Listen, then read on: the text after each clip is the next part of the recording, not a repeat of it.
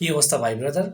আমাদের বেশিরভাগ বাংলাদেশি মানুষের স্বপ্ন হচ্ছে ইউরোপের দেশ ইতালি। এই ইতালি যাওয়াটা বর্তমান সময়ে এসে অনেক বেশি সহজ। আপনি ভিডিওটা দেখেন তাহলে আপনি খুব সহজে জানতে পারবেন যে কীভাবে ইউরোপে দেশ ইতালিতে যাওয়া যায়।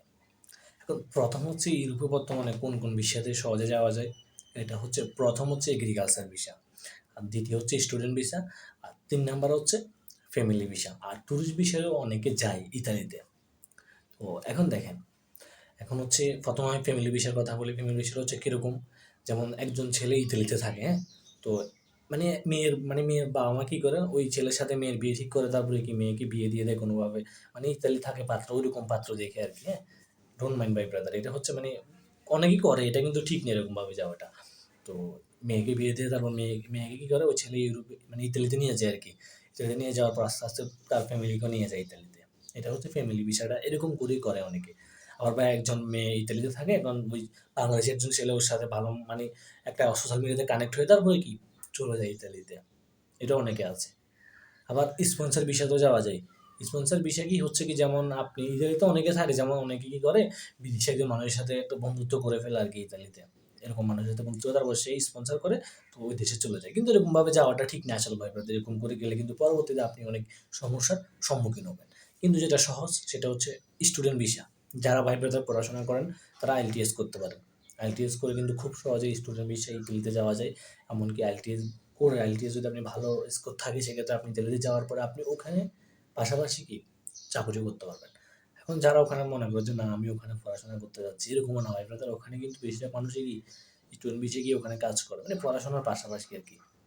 আর এগ্রিকালচার হচ্ছে কি, এটা সিজনাল আর কি। এগ্রিকালচার হচ্ছে কৃষিকাজের বিভিন্ন ফার্ম আছে, অ্যাগ্রো আছে, তারপর বিভিন্ন ফলের যেসব বাগানগুলো আছে ওগুলাতে আপনি কাজ করতে পারেন। ওগুলোর জন্য বিভিন্ন সার্কুলার আছে, কিন্তু বিভিন্ন সার্কুলার দেয়। আপনি ওই সার্কুলারে আপনার হচ্ছে পাসপোর্ট, তারপর হচ্ছে আপনার সিভি, আপনি সব কিছু বা আপনার যে এক্সপিরিয়েন্সগুলো আছে আপনি সব কিছু ড্রপ করতে পারেন ওখানে। ড্রপ করলে কিন্তু আপনার মোটামুটি ভিসা হওয়ার সম্ভাবনা একটু বেশি থাকে।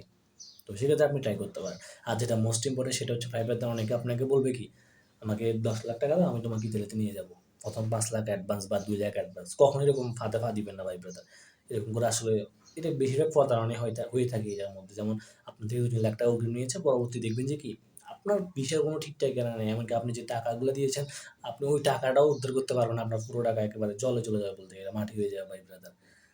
কখনো অপরিচিত কারো কথাতে পা দিয়ে এরকম 1-2 লাখ টাকা দিয়ে দিবেন না অগ্রিম। আপনার পরিচিত কেউ থাকলে ভাই পরিচিত থেকেও দূরে থাকবেন। পরিচিত আসলে কেমন পরিচিত, আপনার কেমন আত্মীয়, নিকটস্থ আত্মীয় নাকি দূরের, আপনি জিনিসগুলো একটু আইডেন্টিফাই করেন ভালো করে। তারপরে ভাই ব্রাদার আপনি ডিসাইড করেন যে আপনি কীভাবে কী করবেন। আর ভাই ব্রাদার, আপনার যদি একটু সুন্দর সিভি থাকে, আপনার সুন্দর সিভি বা আপনার যদি অভিজ্ঞতা থাকে মোটামুটি ভালো কাজে, কৃষিকাজের অভিজ্ঞতা থাকলে সেক্ষেত্রে ভাই ব্রাদার দেখেন, এখানে লজ্জার কোনো কিছু না। কোনো কাজই ছোটো না, কিন্তু ওখানে গেলে আপনি যে কোনো একটা কাজ, যে না আপনি একটা সার্টিফিকেট রেডি করতে পারলে বাংলাদেশ থেকে কয়েকটা সার্টিফিকেট রেডি করেন, তারপর আপনি একটা সিভি তৈরি করেন, আপনি ডকুমেন্টগুলো বিভিন্ন কোম্পানিদের প্রোভাইড করেন। ওখানে কিন্তু হিউজ সার্কুলার আছে, জব সার্কুলার। যেমন বাংলাদেশে যেরকম চাকরির বিজ্ঞাপন দেয়, ওই দেশে কিন্তু এরকম চাকরির বিজ্ঞাপন থাকে। তো আপনি আবেদন করতে পারেন ভাই ব্রাদার, আবেদন করে আপনি ট্রাই করতে পারেন ভাই ব্রাদার। ট্রাই করতে ক্ষতি কোথায়?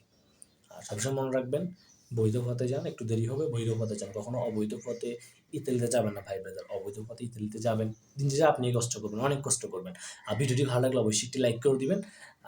নিত্য নতুন ভিডিওগুলো দেখার জন্য আমাদের ইউটিউব চ্যানেলকে সাবস্ক্রাইব করে